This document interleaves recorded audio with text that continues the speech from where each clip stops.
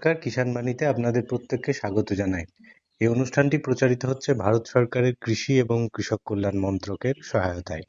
আজকে আমাদের এই কিষাণ বাণীতে আলোচনার বিষয় ডাল শস্য এবং তৈলবীজের চাষ। আর এই বিষয়ে আলোচনার জন্য আমার সঙ্গে প্রগতিশীল চাষী বন্ধু রয়েছেন উৎপল পাল। তিনি দীর্ঘ বছর ধরে নানান ধরনের চাষ করেন, তার মধ্যে ডাল শস্য এবং তৈলবীজের চাষও করছেন। তার কাছ থেকেই জানবো কত বছর ধরে আপনি এই ডাল শস্য এবং তৈলবীজের চাষ করছেন। আমাদের বাবারা করতো চাষ। হুম, তারপর থেকে আমার বয়স এখন 50। আমি মোটামুটি 20 বছর বয়স থেকেই চাষ করতে আরম্ভ করেছি। হুম। আমি দীর্ঘদিন ধরে চাষই করছি। আর দীর্ঘদিন অর্থাৎ প্রায় 25-30 বছর ধরেই হুম হুম এবং হুম। এই ডাল শস্য এবং তৈলবীজ এর সাথে আরো অন্যান্য হ্যাঁ, আরো চাষের নানা রকম অভিজ্ঞতা চাষ সবই করি খালি খালি করে। আপনার কাছে রয়েছে। আপনার কাছ থেকে জানতে চাইবো যে তৈলবীজ হিসাবে এবছর আপনি কি কি চাষ করছেন? সর্ষে, তিল চাষ এই তো আমরা করেছি এই এই হ্যাঁ, 1 মাস হলো। 1 মাস আগেই তিলের চাষ করেছেন, হ্যাঁ, সর্ষে উঠে এখন গেছে। গাছ এখন তো ফল ধরে নেই। এখন সর্ষের সম্পর্কে একটুখানি জানতে চাইবো যে কি জাতের সর্ষে আপনি চাষ করেছিলেন এবছর? আমাদের ওই কালো সর্ষে যেটা বলে, সাদাটা আমাদের হয় না। মানে প্রত্যেক বছর একটা জমিতে সাদা সর্ষে হয় না, যে হ্যাঁ, কালোটাও কিন্তু হয়। আচ্ছা, যেটা ক্রপ রোটেশন অর্থাৎ বিভিন্ন ফসল বদলে বদলে চাষ করার কথা হ্যাঁ বলেন। হ্যাঁ হ্যাঁ।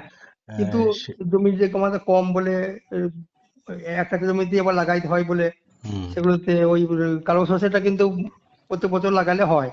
আচ্ছা। প্রত্যেক বছরই কালো সর্ষে আপনি চাষ করছেন। হ্যাঁ, এবছর কি পরিমাণ জমিতে কালো সর্ষের চাষ করেছিলেন? 1 বিঘে মতো চাষ করেছি আমি এবছর। ১ বিঘেতে চাষ হ্যাঁ, করলেন। বাড়িতে এবার 2 কুইন্টাল হয়েছে। বিঘায় ২ কুইন্টাল ফলন পেয়েছেন কালো সর্ষে, তাহলে তো ভালো ফলন হ্যাঁ, হয়েছে। এখন জানতে চাইবো যে এই যে কালো সর্ষে চাষ করলেন, জমিটা কেমন করে তৈরি করেছিলেন? জমিটা এখন তো লাঙল নাই, এখন ট্রাক্টর দিয়ে চাষ দিয়ে ভালো করে মাটিটা করে হুম। তারপরে ছড়ানো হয়েছে আর কি। আচ্ছা, মাটি চাষ দেওয়ার পরে কোনো রকম সার দিয়েছিলেন কি? হ্যাঁ, গোবর সার প্রথমে দিয়েছি। মানে তারপরে চাষ দেওয়া হলো। চাষ দেওয়ার পরে বিচন ছড়াবার সময় ওই হুম, 1 কেজি করে 10টা বিচন দিতে হয়েছে, নাহলে তো হবে না। হ্যাঁ, আর ওই কেঁচো সারও হুম। ওগুলোও দিয়েছি কিছু করে। আচ্ছা, নিজেরাই কেঁচো সার তৈরি করেন, সেই সারও জমিতে প্রয়োগ করেছেন। হ্যাঁ হ্যাঁ হ্যাঁ। আর বীজ শোধন করেছিলেন কি? বিষ ধরো ওই 1 কেজিতে 2 গ্রাম করে ওই ডাইথেনিয়াম 45 দিয়ে শিশিরে রেখে মাখিয়ে তারপরে জমিতে ছড়িয়েছি। আচ্ছা।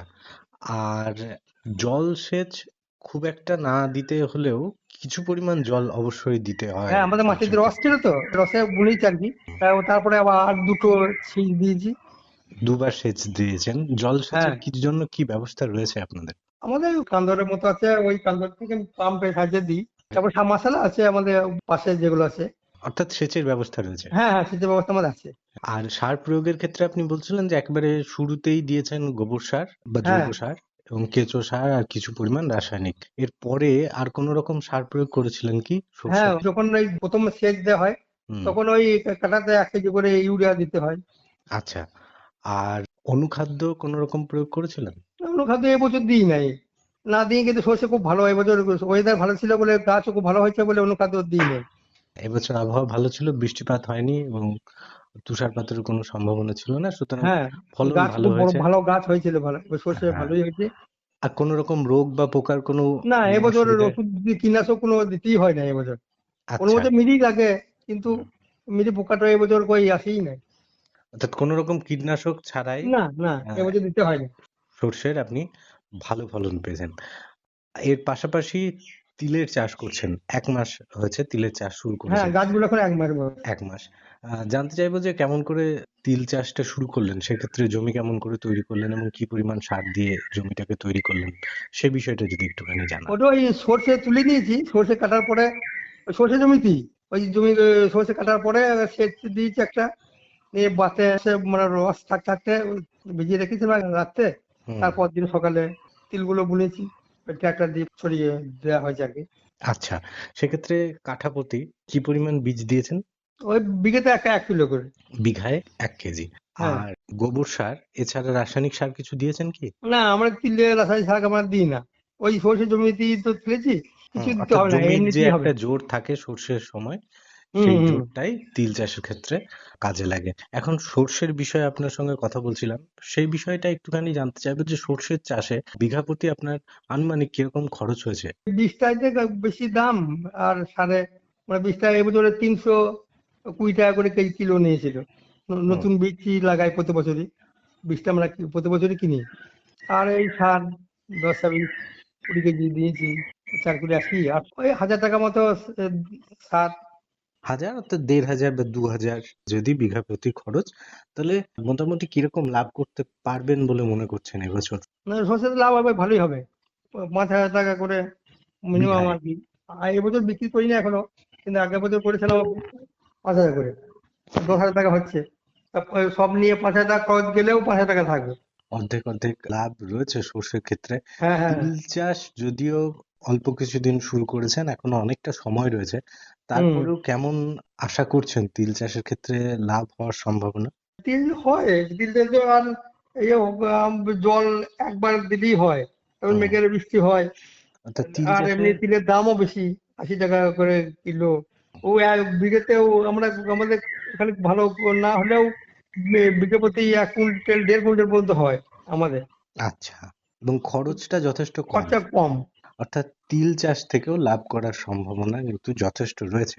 বিশেষ করে এই চাষ নিয়ে কথা বলার একটা অন্য উদ্দেশ্য রয়েছে, সেটা হচ্ছে এবছর অনেক চাষি যারা আলুর চাষ করেছেন তারা কিন্তু আলু থেকে খুব একটা লাভ করতে হুম পারছেন হুম না। হুম। সুতরাং ওই আলুর দাম কম। হ্যাঁ, অর্থাৎ এই ধরনের চাষ যদি তারা বিকল্প চাষ হিসেবে বেছে নেন, লাভের সম্ভাবনা একটা রয়েছে। আর এর পাশাপাশি আপনার কাছ থেকে আরেকটা বিষয় জানতে চাইবো, যেটা আপনি চাষ করেছেন এবছর, ডাল সর্ষের চাষ করেছেন, মসুর এবং হ্যাঁ হ্যাঁ। ছোলা কলাই, কি পরিমাণ ফলন পেয়েছেন? মসুর আমাদের মাঠে একটু বড় ভালো হয় না সবারই। আমার ওই 10 কাঠা জমি ছিল, তা ওই 30 কেজি মতো হয়েছে। ওই আমার ভালো হয় না এবছর। আর মানে ওই ছোলা? আশেপাশে ওই সর্ষের জল দিচ্ছিল রে, জল ওখানে পেয়ে গেছে। আর কলাইতে জল পেলে হয় না ভালো, হ্যাঁ, জল লাগে না, সেচ দিতে হয় না। দিয়ে ওই খুব জল কম, পেয়েছিল বলে ভালো হয়নি এবছর। খুব কম পরিমাণ জল ব্যবহার করে এই কলাই এর চাষ করা সম্ভব। আহ জানতে চাইবো যে গত বছর কিরকম লাভ করতে পেরেছিলেন এই কলাই চাষ থেকে? তা কলাই বা আগের বছর ভালো হয়েছিল, ওই বিঘেতে ওই ওটাও 2 কুইন্টাল পর্যন্ত হয় আমাদের মাঠে। এক বিঘায় 2 কুইন্টাল? হ্যাঁ। আর আর এমনি খরচ? খরচা নাই তো, ও তো আমাদের মাঠে সেচ লাগে না। আমরা ওই ধান কাটা পরে ওই রসেই ফেলে দিই আর কি, ওই হুম, বাদ থাকে, সেচ লাগে না। মুসুরে হ্যাঁ, বুটে সবই ছোলা কলাই যেটা বলে, হুম, ওটাতেও সেচ লাগে না। লাভজনক ফসল। লাভজনক ফসল এবং পরিচর্যার পরিমাণটা খুবই কম। তারপরেও জানতে চাইবো যে এটা চাষ পদ্ধতি সম্পর্কে, জমি কেমন করে তৈরি করলেন এবং বীজ বপন পর্যন্ত ঠিক কি কি হ্যাঁ, ওই জমি করেছিলেন? ওই 3টে করে চাষ লাগবে, 2টো চাষ দেওয়া হয়। তারপরে হুম, বীজ ওই শোধন করে আগের দিন বীজটাকে ভিজিয়ে রাখি। তারপরে ওই ডাইথেনিয়াম 45, ওই 2 গ্রাম করে কিলো প্রতি। আর বীজ ওই 1 বিঘেতে 10 কেজি লাগবে, বিঘায় 10 কেজি বীজ? আমরা দিই কিন্তু, আচ্ছা। খুব আর ভালো হয়। আর এক্ষেত্রে সার কি পরিমাণ দেন? সার আমরা দিই না, আমাদের মেটেল মাটি তো, হুম, আমাদের সার দিতে হয় না। অর্থাৎ ধানের জমিতে যে পরিমাণ জোরটা থাকে সেটাই কলাই চাষের জন্য ব্যবহার হ্যাঁ হ্যাঁ হ্যাঁ। করা যায়। তাতে জমির স্বাস্থ্যও ভালো থাকে এবং খরচটাও হ্যাঁ অনেক ক্ষেত্রে কম হয়। এবং আমরা বিভিন্ন ক্ষেত্রে বিশেষজ্ঞ মহাশয়দের কাছ থেকেও শুনে থাকি, যেটা হচ্ছে যে এই যে খরার সময় ধান চাষ না করে ডাল শস্যের চাষ করলে সেইটা জমির জন্য উপকারী এবং সর্বোপরি প্রকৃতির হ্যাঁ। জন্য ভালো সেখানে। জিনিস তো বটে, কিন্তু সবাই লাগাইতে হবে তো, আমাদের যেমন গ্রামে সবাই হুম, লাগাই খালি খালি করে বলে। আর ছোলা কলাই এবারে লোকে নষ্ট করে খাবার জন্য। হুম, আচ্ছা, সবাই এটাও, মিলে লাগাইতে হবে আর কি। হ্যাঁ, এটাও খুব গুরুত্বপূর্ণ যে একজনই যদি মনে করেন যে একটা কোনো বিশেষ ধরনের চাষ করবেন, হ্যাঁ হ্যাঁ, সেক্ষেত্রে তাহলে হবে না। হ্যাঁ অসুবিধা হয়েও থাকে, কিন্তু তারপরেও যদি অনেকজন চাষি বন্ধু একসাথে করে নিয়ে এই ধরনের চাষ করেন, তাতে হ্যাঁ, জমি ভালো এবং হয় আর কি। প্রকৃতি দুটোই ভালো থাকবে, পাশাপাশি লাভের সম্ভাবনাটাও কিন্তু অন্যান্য ফসলের তুলনায় অনেক বেশি, কারণ এখানে খরচটা অনেকটা কম। অনেক অনেক ধন্যবাদ উৎপলবাবু আপনাকে আমাদের সঙ্গে কথা বলার জন্য। নমস্কার, আমরা কিষাণ বাণীতে কথা বলছি আখ চাষ নিয়ে। দ্বিতীয় পর্বে আমরা কথা বলবো একজন চাষি বন্ধুর সঙ্গে। বীরভূম জেলার সাঁইথিয়া ব্লকের ইন্দিরা গ্রামের প্রগতিশীল চাষি বন্ধু বুদ্ধদেব মণ্ডলের সঙ্গে আমরা এই পর্বে কথা বলবো। বুদ্ধদেববাবু, আপনাকে আমাদের এই আসরে স্বাগত জানাই। নমস্কার। ইদানিং তো আখ চাষ বেশ খানিকটা কমে এসছে, আগে অনেক বেশি হতো। আপনি বরাবর আখ চাষ করছেন, আপনি বরাবর আখ চাষ করছেন কেন? দুবার ধান নিয়েও আমি হিসাব করে দেখেছি, 10 কাঠা জমিতে আমি আখ চাষে যে করছি তার 4 গুণ 5 গুণ বেশি, মানে আমার আখ থেকে বেশি পয়সা হচ্ছে। অর্থাৎ আপনার যথেষ্ট বেশি লাভ হচ্ছে বলে আপনি আখ চাষ করছেন? হ্যাঁ, অনেক বেশি আখে লাভজনক ফসল। মানে সারা বছরে যদি ধান করা যায় তাহলে দুবার ধান নিতে পারবো, তার বেশি কি অন্য কোনো ফসল চাষ করা যাবে? না, অন্য কোনো ফসল চাষ করতে পারা যাবে না, দুবারই হবে। আখ হলে তো সারা বছর আখ থাকছে। হ্যাঁ, আখ সারা বছর থাকলেও তার মানে আখের যেমন যত্ন করে যদি করা যায় আর কি, অনেক গুণ বেশি লাভ হবে। আপনি কতটা জমিতে চাষ করেছেন? আমি মোটামুটি এখন 10 কাঠা জমিতে আখ চাষ করছি। আপনি লাভের কথা বলছেন, আমরা যদি একটু তুলনা করি, 10 কাঠা জমিতে সারা বছরের জন্য আখ থাকছে, তাহলে আখে কতটা খরচ হচ্ছে, কতটা লাভ হচ্ছে, আর ওই 10 কাঠা জমিতে আমরা যদি ধান চাষ করি তাহলে দুবার ধান পাবো, সেক্ষেত্রে কতটা খরচ হচ্ছে আর কতটা লাভ হচ্ছে? 10 কাঠা জমিতে আমি যদি আখ চাষ করি, প্রথমে মোটামুটি চাষের খরচ লাগবে 2000 টাকা, তারপরে বিছন লাগবে মোটামুটি 4 কুইন্টাল, মানে আখের বিছন লাগবে 1600 টাকা, 10-26 ইউরিয়া মিলে 3000 টাকা লাগবে, লেবার মোটামুটি প্রথমে কোরখোসের জন্য 2700 টাকা লাগবে, তারপরে কাটায় মারায় এই করতে মোটামুটি 28টা লেবার লাগবে, ওটাতে 8400 টাকা লাগবে, ওই 28টা লেবারের দাম মানে 8400 টাকা। 8400 টাকা। তারপরে আখ যখন মারাই হয়ে যাবে তখন 7000 টাকা খরচ হবে, ওই ওই গুড়টা পেছনে আর কি। কেন, সেটা কি জন্য হয়? কেশার দিয়ে মারাবো তো, কেশারের বিল ওইটা আর কি, মানে ওটা বিল কুইন্টালে 1000 টাকাও নেবে আর কি। তারপরে জৈব সার আমাকে দিতে হবে। আমার ঘরে থাকলে মোটামুটি ধরুন যাই বটে ওটা যদি ট্র্যাক্টরে কিনি তাহলে মোটামুটি আমার একটা দেবো, কিন্তু গোবর সার ওতে মোটামুটি 2000 টাকা লাগবে। আর জল খরচ মোটামুটি ধরুন ওই 3 বার জল সেচ করতে মোটামুটি 800 টাকা খরচ হবে। তারপরে মাঝে মাঝে বৃষ্টি হয়, ওই প্রকৃতি মিলে মোটামুটি ওটা ঠিক হয়ে যায় আর কি। শুধু ওই গ্রীষ্মকালটাতেই তো জলসেচ, তারপরে তার লাগে না? না, তারপরে আর লাগে না। কার্তিক অঘ্রাণ মাসে তো আর জলসেচ করতে হয় না? যদিও লাগে, একটা লাগবে, একটা কি দুটো। জলের খরচ কত? 800 টাকা। হ্যাঁ, 800 কেতের সময় যদি মাঝে করে তাহলে আরও 200 টাকা, বড় জোর 800 থেকে 1000। সব মিলিয়ে কত হলো তাহলে খরচ? সব মিলিয়ে আমরা ধরুন 29,800 আছে, 800 হচ্ছে আমার, আর 200 টাকা ধরলে মানে 30,000 টাকা খরচ হবে। ফলনটা কি হয়?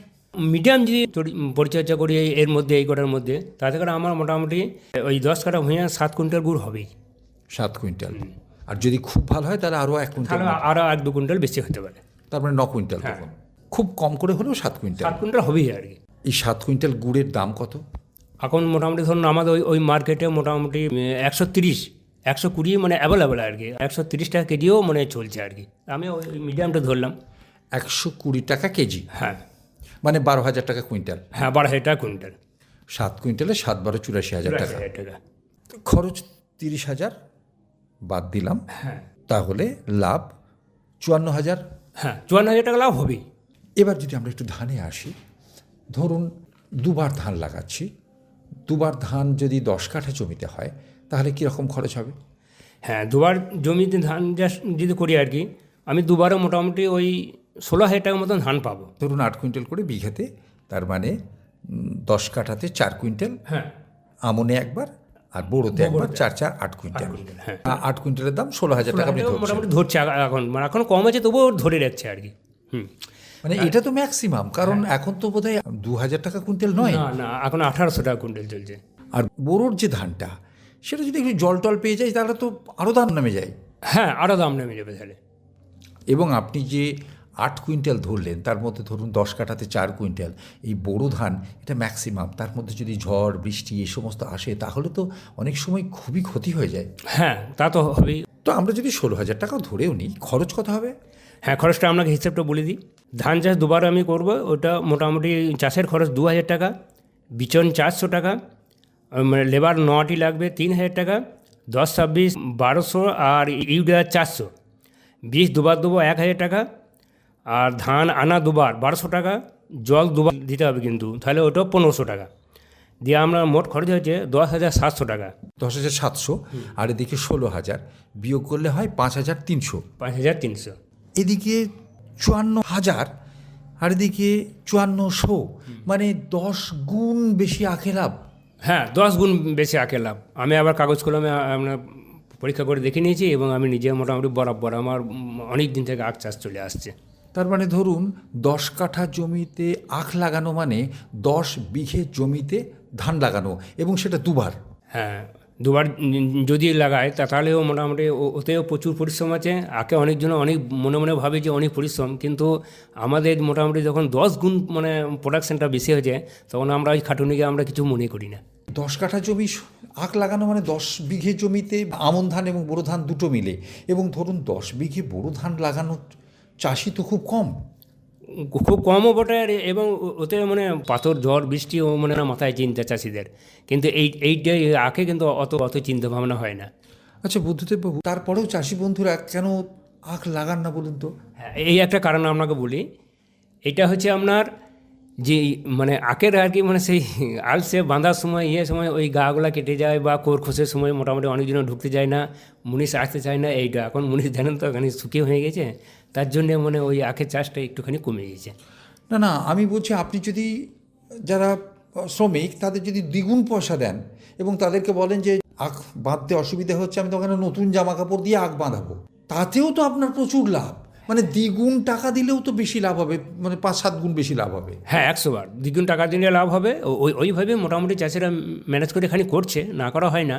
মানে আখ চাষ করতে গেলে একটু বেশি পয়সা দিতে হয় শ্রমিকদের, বেশি পয়সা দিতে হয়। না সেটা তো আপনি ধরেছেন, তারপরেও আখ চাষ হচ্ছে না। হ্যাঁ, আখ চাষ হচ্ছে না, তবে ইদানিং আবার আস্তে আস্তে শুরু হচ্ছে আর কি। একবারই যে কমে গেছে তা যায় নাই, চলছে। এবার আমরা একটু ভালো ফলন পেতে গেলে কোন কোন জায়গায় আমাদের একটু নজর দিতে হবে আখ চাষে? আপনি অভিজ্ঞ চাষি, আপনার কাছ থেকে সেগুলো শুনবো। হ্যাঁ, প্রথমে মোটামুটি বিচনটা কিন্তু শোধন করতে হবে এবং বিচন যেন ভালো হয়, প্রথম কথা। তারপরে মাটিটা আমরা ঠিক আছে কিনা সেটাও কিন্তু লক্ষ্য করতে হবে। মাটির জন্যে কিন্তু অনেক সময় অনেক গণ্ডগোল হয়। উঁচু মাঝারি জমি দেখে মোটামুটি আখ চাষটা করলে ভালো হয় আর কি। যদি আমি নিচু জমিতে করি, আখটা বসাই, তখন দেখা যাচ্ছে যে আমার গোটা গাঁয়ে জল আখের জমিতে মারিয়ে চলছে, তখন আমরা গুড়ের কিন্তু মোটামুটি খানিকটা মানে অন্যরকম মানে স্বাদ হতে পারে আর কি, লোনা হতে পারে। না হতে পারে। সেই জন্য প্রত্যেক চাষি ভাইকে বলা হচ্ছে যে উঁচু মাঝারি জমি দেখে মানে আখ চাষটা যেন করা হয়। বীজ ভালো হতে হবে, জমি উঁচু মাঝারি জমি, এবং বীজ শোধন অবশ্যই। হ্যাঁ, বীজ শোধন অবশ্যই, ওটা করতেই হবে। কী করে বীজ শোধন করেন? আমি মোটামুটি ধরুন একটা বড় মানে পাতনা আছে আমার, সেইটাতে মোটামুটি 40 লিটার জল দিই। 40 লিটার জলে মোটামুটি 200-250 গ্রাম মোটামুটি ওই বেবিস্টোন বলে একটা পাউডার আছে, সেই পাউডার মানে জলে মিশিয়ে দিই। দিয়ে 5-7 মিনিট কিন্তু মোটামুটি ওই মানে ছোটো ছোটো আঁটি করবো, কিন্তু 5 ঘন্টা করে আঁটি করে আমি ওইটাতে পাতনা জলে ভিজিয়ে রেখে দেবো। দিয়ে 5-7 মিনিট ওইটা জলে ডুবিয়ে রাখবো। ডুবিয়ে রাখার পর মোটামুটি ওই জলটাকে মানে আখটাকে নিচে নামাবো, এবং ওই জলটা যখন সব আখ আমার যখন শোধন হয়ে যাবে, জলটা যখন শুকিয়ে যাবে, তখন কিন্তু আমি ওই কাদা গোবর সার দিয়ে গুবড়িয়ে দেবো। গুঁড়ানোর পর যখন মাটিতে বিছিয়ে দেবো, যখন আচ্ছা আমি একটু গোবর সার দিয়ে গুবড়িয়ে দেবেন, এর মানেটা কি? হ্যাঁ, গোবর সার মানে ধরুন ওই আমার অঙ্কুরটা যাতে মানে তাড়াতাড়ি কলটা হয় এবং মোটামুটি যাতে নষ্ট না হয় আর কি। ওইখান থেকে খাবারটা সংগ্রহ করবে আর কি, শিকড় থেকে। ওই গোবর বা পাঁক দিয়ে যখন করবো না, তখন আস্তে আস্তে ওইখান থেকে খাবার সংগ্রহ করে কল ছাড়বে। যখন মানে 1 ইঞ্চি করে কলটা বেরোবে, তখন কিন্তু আমি মাটি থেকে গাল দিয়ে আমার মানে ভালো হবে। তখন 100টাই মানে মানে আমরা গাছে অঙ্কুর পাবো আর কি। তার মানে কি আপনি বীজ শোধন করার পর ওই আখের চারাগুলোকে গোবর দিয়ে ঢাকা দিয়ে দিচ্ছেন? হ্যাঁ, এখন বর্তমানে কিন্তু আমি এটা করেছি আর কি। যেহেতু মানে আগে আমার প্রচুর জল হয়ে গেছে, তার জন্য কিন্তু ওই শোধন করে এই গোবর জল দিয়ে মানে একটা জায়গাতে ঢেকে ঢাকা রেখে দিয়েছি। আর একটা পদ্ধতিতে হয় আর কি, আমার জমি যদি মানে রেডি থাকে, তখন ওই শোধন করার পরে আমি মোটামুটি ওই জল দিয়ে বসিয়ে দিলাম। ওইখানে কিন্তু আবার মোটামুটি ওই যে কোনো একটা মানে কীটনাশক ওষুধ ওই লালি দিয়ে স্প্রে করে দিলাম। তার কারণ ওটা যদি স্প্রে না করি, তখন কিন্তু উই পোকার উপদ্রব হতে পারে আর কি। মানে প্রথম অবস্থাতে উই পোকা যদি লেগে যায়, তাহলে কিন্তু আপনার ওই চারাটা নষ্ট করে দিতে পারে। পুকুরের পাখে অনেক সময় ডুবিয়ে রাখে যে। হ্যাঁ, ওটা প্রথম অবস্থাতে। ওইটা প্রথম অবস্থাতে আমি যখন আখটা কাটবো, তখন তো মনে করে একদিনে তো মনে করে ওই বিচনটা আমার না হতে পারে।